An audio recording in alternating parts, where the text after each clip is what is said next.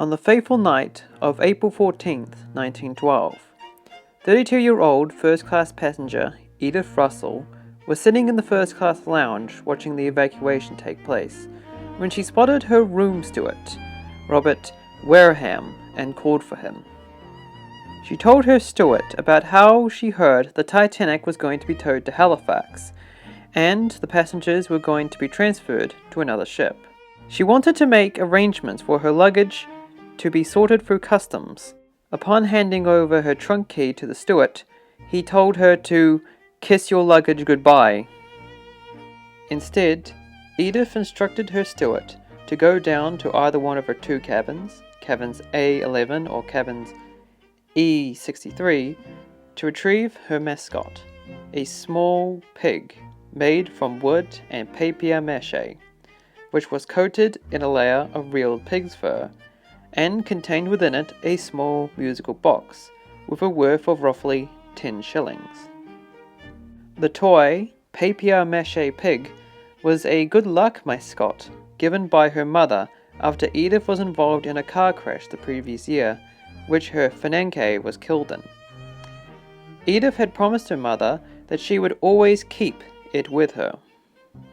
After her steward returned with the pig wrapped in a blanket, she made her way up to the starboard side of the boat deck, where she encountered Bruce ISMAY, the chairman of the White Star Line, who had spotted her.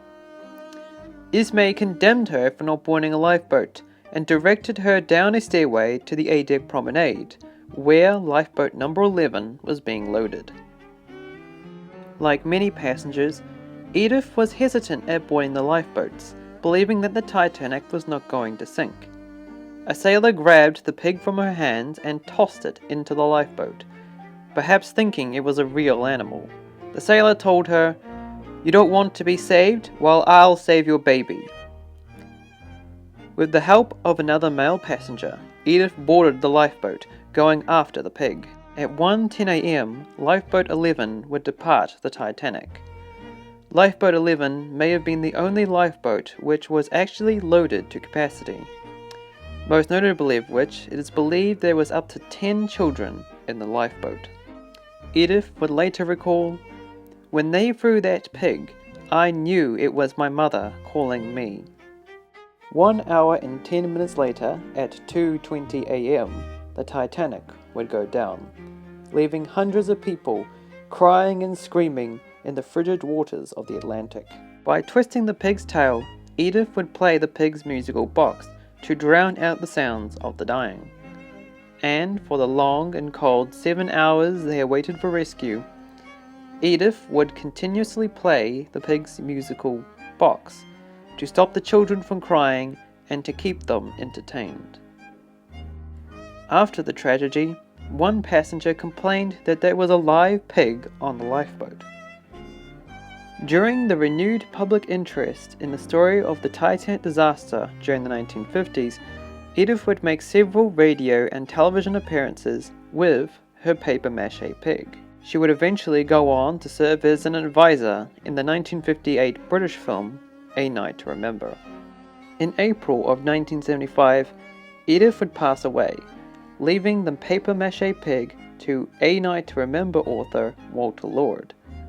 After his death in 2003, the pig was passed on to the National Maritime Museum in Greenwich, London.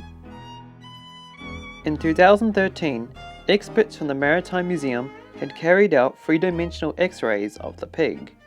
They discovered that the pig's curly tail, which was used to wind up the musical box, had been detached. The pig's musical box had been broken for an unknown number of years.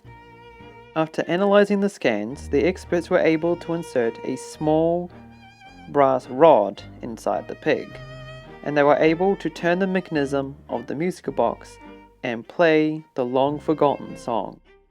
The pig's musical box was played a total of 3 times, and digital recordings of it were made. According to the accounts of survivors, the song the pig played is believed to be the Brazilian tango called the Maxis, though the musical box inside the pig has a few notes missing. As a result, the exact song the pig played cannot be identified. I shall leave you, ladies and gentlemen, with a recording of the Pig's musical box. If you enjoyed the video, feel free to subscribe for further history-related content. I'm the Geno Guy Production, and thank you for watching. Goodbye.